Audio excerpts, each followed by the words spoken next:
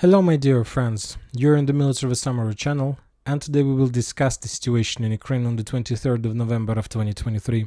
Today we have a lot of very interesting updates and details, videos, geolocations, so let's start. And first we're going to start with Krynky with Kherson direction. As you know, there are very heavy clashes on the Russian bank of the river, and now it's very difficult to understand who is winning, whether the Russians are winning or the Ukrainians. Maybe the Ukrainians have chances to, let's say, to create a real big problem for the Russians, or maybe this entire situation is in the complete Russian control. So let's today analyze the situation and let's try to figure out whether the Ukrainians do have some chances or it's just another media victory or media operation of the Ukrainian forces. Before we start, I would like to tell you that, for example, I believe you know the Russian military expert Rybar, and Rybar reported today that Ukrainians launched another offensive operation in Krynky, somewhere in this direction, and as a result of their attack, of the clashes, the Ukrainians managed to advance and to establish control over the first lines, over the first square kilometers of the forest that located, let's say, on the south of this small village by the name of Krynky. So, and that was another unexpected attack according to Rybar. So based on that report, we see that Ukrainians do have some progress and they're like advancing. But let's discuss this situation in details.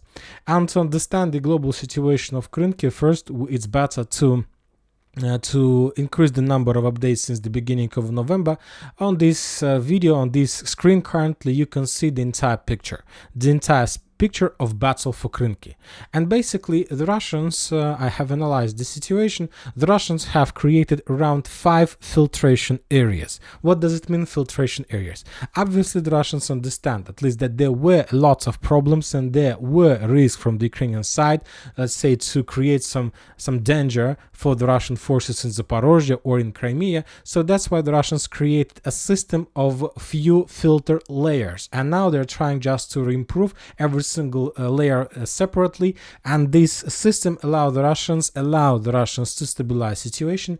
And now, at least from my side, I can say that the Russians managed to stabilize and the Russians are about to collapse the Ukrainian positions in Krynky.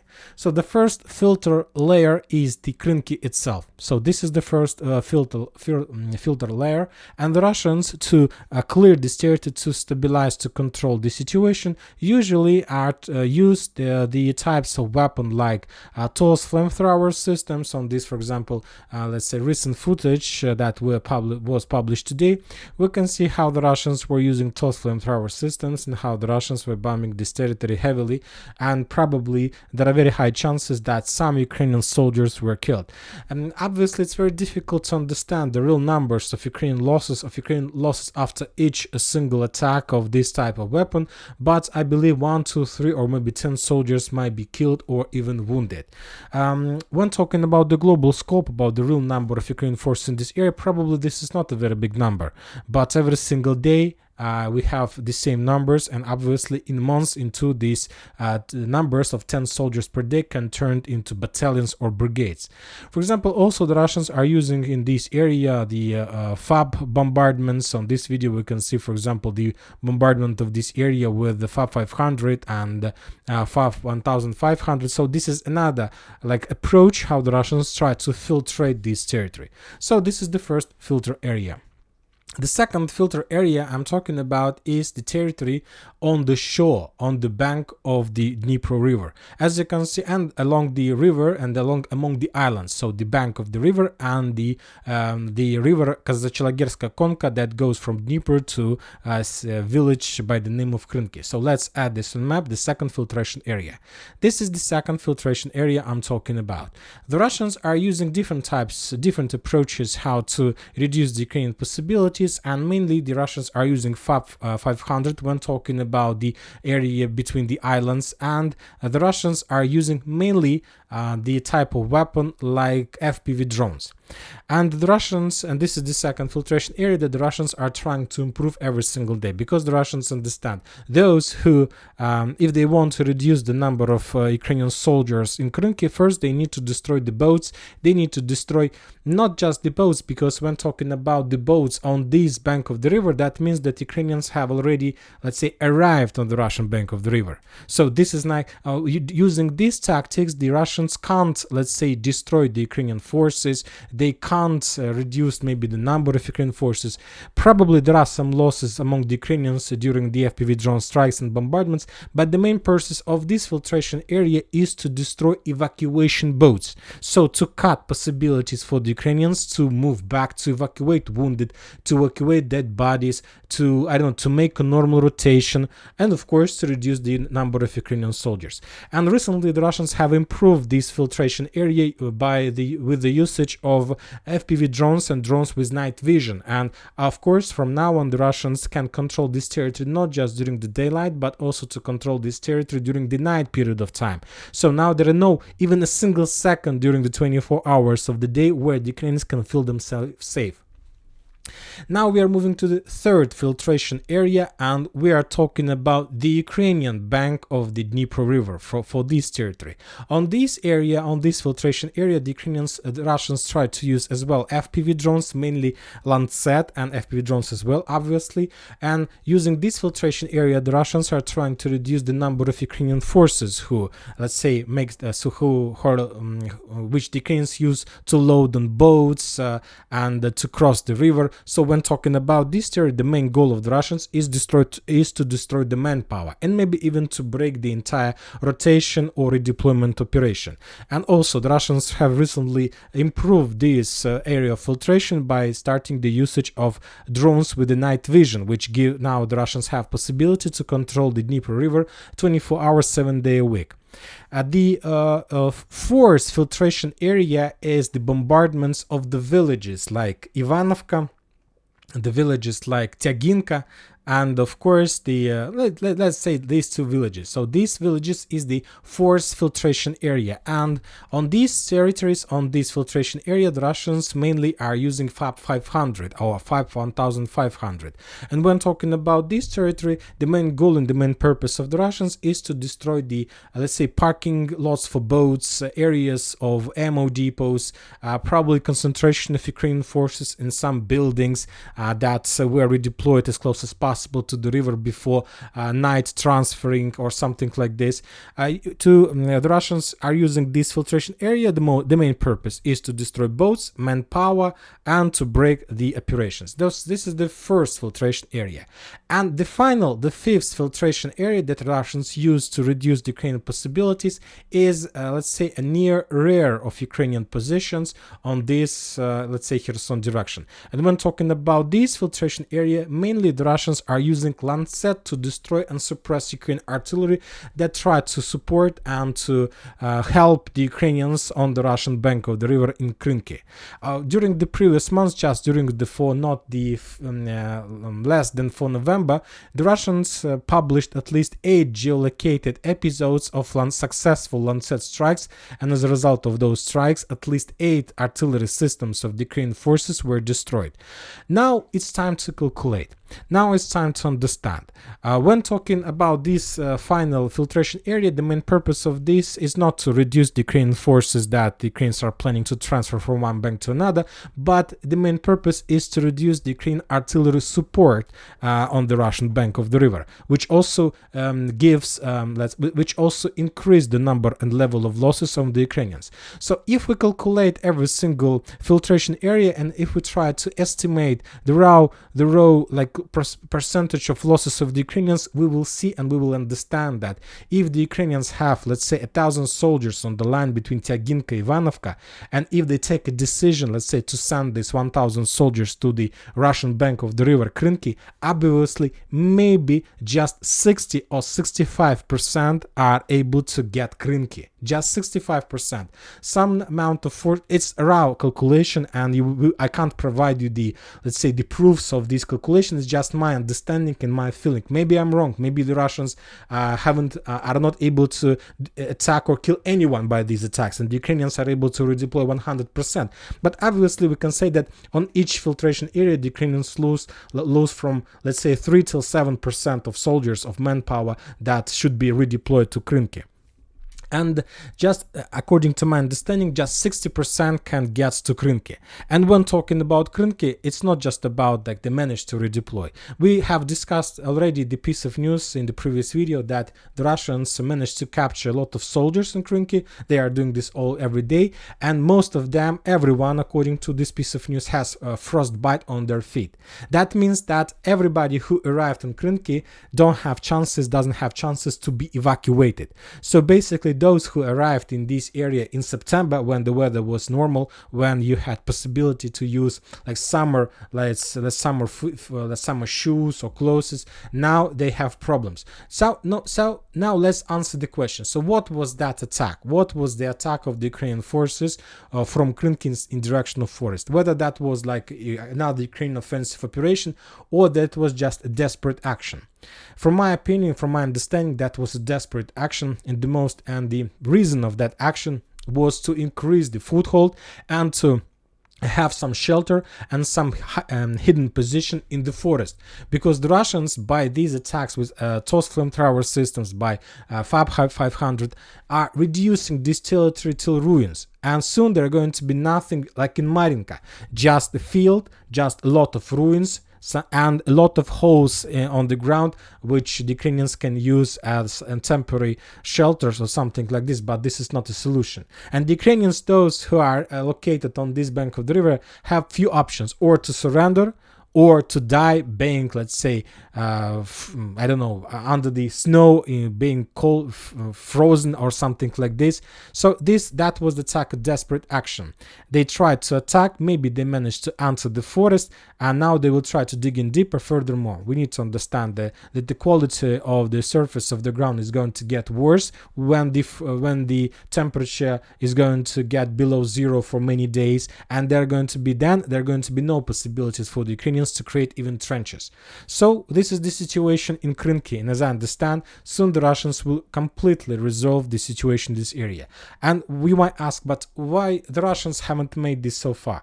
And the answer is very simple. One more time, if the Ukrainians want to concentrated 1,000 soldiers in Tyaginki, obviously just 650 or maybe 700 are able to get to Krynky, and there are no chances for them to return back. So this situation plays in Russian favor. The Russians can keep this Krynky foothold maybe for years, and during these years the Ukrainians will not be able to increase or develop, but they will lose not even battalions, they will lose brigades on this bank of the river.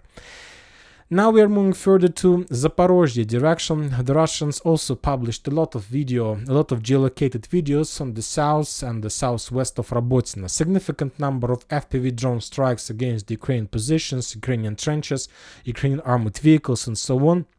So what is the situation in this area? The Ukrainians during the previous weeks made a lot of attempts to attack the Russian forces and the Russian positions, trying to develop their foothold from Robotyne closer to Kopany, trying to create a broad front line and maybe even half encirclement of Novoprokopovka, and to start offensive operation with the possibilities to use wider front line and larger amount of forces. But during the previous day they used a lot of armored vehicles, but most of them were destroyed during the previous attacks.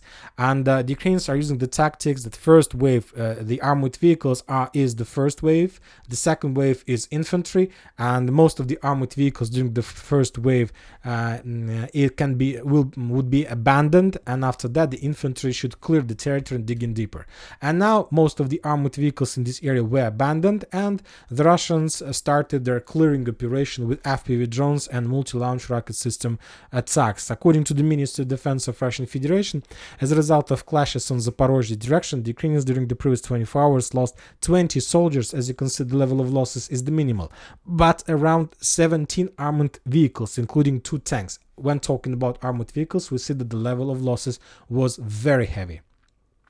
So this is the situation in Robotyne. One more time with arrows and lines. The Ukrainians managed to concentrate, as a result of clashes during the previous day, their forces on this line, and we see the main concentration area, this one, and obviously the Ukrainians were planning, or maybe are planning during the next days, to attack Novoprokopovka from this direction, so according to these arrows. And the Russians, to prevent any Ukrainian attack and to reduce their possibilities, start bombing and attacking them with FPV drones and and multi-launch rocket systems. Now we are moving to the South Donetsk direction. We have already discussed in the previous update the usage of the drones with night vision in Novomikhailivka, and as I told you, we can start counting days when Novomikhailivka falls. The only thing, maybe the Ukrainians will find some solution, but I'm not sure that they are able to do this, at least right now. So soon the situation will be collapsed, obviously. When talking about South Donetsk direction, the Russians reported that as a result of clashes on this area, the Ukrainians lost during the previous 24 hours 140 soldiers, 7 armored vehicles and 2 artillery systems. So the level of losses is heavy in comparison with Zaporizhzhia and Kherson, but these are not the main updates when talking about Kherson direction. The main updates from this territory is that the Ukrainians continue and they published more information, more updates about women as a part of 79th Brigade. I'll remind you that the main area of responsibilities of 79th Air Assault Brigade is Mariinka, Maximia, so the South Donetsk direction. And the Ukrainian sources published the training process of significant number of women, and they're planning to involve women on combat massively. If you remember in the previous video, we have already discussed the video of clashes in trenches, and as I understand, even before the end of this year, we're going to receive more and more geolocated proofs of the usage of the women as the manpower in trenches in fightings against the Russians. Furthermore, I must say that today we got another geolocated video, not geolocated but area geolocated video. For example, on this scene we can see the Ukrainian woman. This is the video from the first side, so like it's like her, she is holding this let's say rifle, and she was staying in the trenches. She was encircled by the Ukrainian soldiers and they were thinking what to do next. The Russians were bombing this territory, and at some point the Ukrainian soldiers with this woman took a decision to redeploy or to step back from these trenches. But the thing is that the Ukrainians, you see this is her, let's say, woman hands, and as you can see, the Ukrainians are using them not just as a tank drivers or like snipers or like cook. They are using them as the stormtroopers, and this is the second video that we received during the day. The first one we received from Avdiivka direction. One more time, the Ukrainian women were trying to repel the Russian attack, and one of the women started dropping. On this video we see how she was like throwing grenades in Russian positions, and there was a lot of women talks. This is another woman, so a lot of such videos we're going to receive more and more. And this very important update because, for example, today, as you know, there was a meeting in Ramstein, another meeting. And by the way, an important update about the meeting in Ramstein, that for the first time since the beginning of all these meetings, Zelensky wasn't invited to this meeting, and the Ukraine was represented by Zaluzhny. So Zaluzhny visited Ramstein, he was there, he was talking a lot, and Western countries noted this event, this situation, that Zaluzhny was invited to Ramstein, not Zelensky. And obviously we see that the conflict between the Ukrainian president and the head of Ukrainian army is getting bigger and bigger. But this is not the most important. A lot of presidents, a lot of people gave their own opinion regarding the situation. Probably the most important update we received from the president of the Czech Republic, from Petr Pavel. He was talking about the entire global situation, and he told that everybody in NATO should start preparation with a war of very high intensity in Europe. This is his words. He's the ex-NATO officer, and he told us that NATO and Europe consider Russia as the main threat and the main aggressor in the world, and that NATO country need to do something. And obviously, when talking about the situation this way, the Ukrainians are doing a smart thing by trying to involve Ukrainian women as many as possible in this conflict. But my point is not just about the Ukrainian women and so on. My point is about the Russian understanding of the situation, because when talking about war just between Ukraine and Russia, obviously the Russians do have enough of reserves to in this attrition war, to win this battle just based on reserves. If we keep everything as is, in 10-20 years, obviously the Russians have enough of population to mobilize more and more and more. But currently the Russians are mobilizing just men. And this is maybe a very big problem for the Russians if any day in the future there might be a possibility of a conflict conflict between NATO and Russia. In this case, obviously, the man reserves is not enough to fight with Europe, because if ever this situation can happen. So from my perspective, this is just my opinion. From one side, we see like the Ukrainians involving women on ground, but I think that, for example, during the Second World War, the Russians and Soviet nations were using women as well in fighting with the Germany. And I think that the Russians need to think about this, and they need to think strategically. If they know for sure that there are going to be never a war between NATO and Europe and Russia, then there is no problems. But if there are at least small chances that someday there are going to be a conflict between Europe and Russia, obviously the Russians need to get prepared, and they need to start receiving some experience, not just in the mobilization and trainings of men, but obviously of women as well. So now we're going to Avdiivka direction, and we got a lot of updates. According to the Russians, as a result of clashes on this area, the Ukrainians lost 280 soldiers, 8 armored vehicles, including 3 tanks and 5 artillery systems. The Russians continue the usage of RBK 500 cluster aviation bomb massively. So Avdiivka is the area of the massive usage of this type of weapon, and obviously the Ukrainians experience significant losses from their side. The Russians are bombing the Ukrainian positions 24 hours, 7 days a week, and today was not the only day when the Russians were using this type of weapon. The Russians were started bombardments of Avdiivka with cluster aviation bombs probably yesterday, and we got the first geolocations at that date. And the main focus of Russian aviation bomb RBK 500 usage is taking place in this area. So that means, first of all, the Russians are trying to attack mainly the Ukrainian fortifications and the strongholds, and there are very high chances that the Russians started preparation before further attacks in this direction from the line Vadiana-Opitna, and with the purpose to get as close as possible to Avdiivka to cut supply roads, and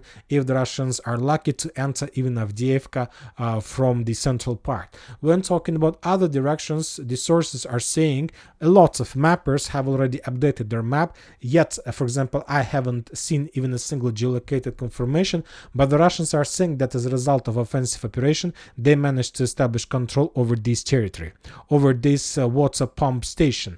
I'm not saying that this is impossible or highly unlikely, I'm just saying that they haven't seen geolocated confirmation, but most likely the Russians are able to do and manage to do this, because we have already 100% proofs that the Russians managed to establish control over the northern part of industrial area, and currently there are very high risks to encircle, not for the Ukrainians to be encircled in that pump station. So that's why, as I understand, the Ukrainians took a decision to step back, because even according to these notes, the Russians captured, but there were no updates and there were no geolocations of clashes. I think that Ukrainians withdraw their positions and basically they move to the central part. So they maintain their combat line, they shorten their front line, and they return back towards more reliable positions, and they took a decision to save the manpower and not to lose soldiers, which means also about significant Russian progress on the south of Donetsk, of Avdiivka. When talking about northern part, we haven't received any updates about any progress. Probably there are very heavy clashes. The only update we have is the Ukrainian women's in trenches in this direction as well. So let's wait, let's wait and we will see what is going to be next. When talking about Gorlovka, there are no changes on the ground. I haven't changed the map because we haven't received any geolocated confirmation that the Russians managed to force the Ukrainians to step back from the hills. The only thing we have is some FPV drones videos, footage of the Russian forces, how they managed to discover some communication equipment, some cameras, some, I don't know, radars, small radars, some positions, and as a result of FPV drones, the Russians were trying to clear this territory and just to ease the movements of the Russian forces in the Gorlovka direction. When talking about Klishchiivka area, the Russians continue bombardments and storming offensive operation in Andreevka direction. We saw the video of the usage of women on the combat line, so which confirms about, maybe from one side, also about Ukrainian problems. And on this video we see the bombardments of the railways, and the Ukrainians were bombing the Russian offensive forces that were trying to cross the railways. When talking about northern directions, the Russians continue offensive operation in direction of Klishchiivka, let's say a main fortification area, the hill 215.7. The Russians were bombing this territory heavily during the previous night. That was something like artillery preparation, and I'm not saying that the Russians are going to do this attack exactly immediately. They have time. There are still lots of problems in Avdiivka, and anyway, until the Russians capture Avdiivka, there are going to be no movements from the Russian side in direction of Klishchiivka fortification. Also, we got some updates from the northern part. On this video we see a snow, and the Russians discovered the Ukrainian artillery position, and as a result of Lancet strike, that artillery position, that artillery system was destroyed. So this is the situation on Bakhmut Artyomovsk direction. Very heavy clashes, and we see some increase and intensifying of actions on Bilogorovka direction. The Russians suddenly launched artillery preparation, FPV drone bombardments of Ukrainian positions behind the Ukrainian main positions in Bilogorovka city.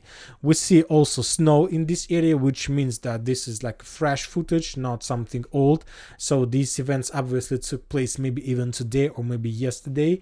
And as you can see, as a result of bombardments, the Russians managed to destroy the Ukrainian checkpoint or stronghold with ammo inside of it, and also the Russians were bombing the Ukrainian positions a little bit to the north. Also bombardments. The main reason of these attacks is to slow down the Ukrainians and not to allow them to make a normal rotation or to bring some reserves and reinforcements, while the main Russian forces were trying to test their luck on this line of Bilogorovka. Also, there were some FPV drone bombardments of the Ukrainian positions on the south, but on this video we don't see snow, so it's very difficult to understand whether this video maybe was made not yesterday, but maybe the day before yesterday, when there were no snow in this area. Anyway, we see some intensifying of action. There are very high chances that the Russians will try to develop their positions further in Bilogorovka area. When talking about Liman direction, we haven't received any geolocations, just in Bilogorovka. The Russians reported that as a result of clashes, the Ukrainians lost 95 soldiers. And when talking about Kupiansk direction, we see Rasputitsa. This is the real situation on the ground. Currently, it's very difficult to attack for both sides, either for the Russians and the Ukrainians. On this video, we see how the Ukrainian artillery system, dirty Ukrainians, and artillery system was trying to get tank from below the ground or something like this. Obviously, they couldn't do this, and we see the situation. So anyway, the next few days, while these Rasputitsa, there are going to be problems on this or that front line to attack or to do something. And to finish the video, I would like to discuss with you another important note, another important update that we got from Moscow. The Russians are saying that some people from the Russian parliament, high authorities, are saying that they have a target. They have a target in Ukraine, and that the Russians are planning to complete the goals that Putin created in Ukraine in the next year with 1.5 million army. So the Russians, as you know, during the next year are planning to increase the number of forces in Ukraine to 1.5 million.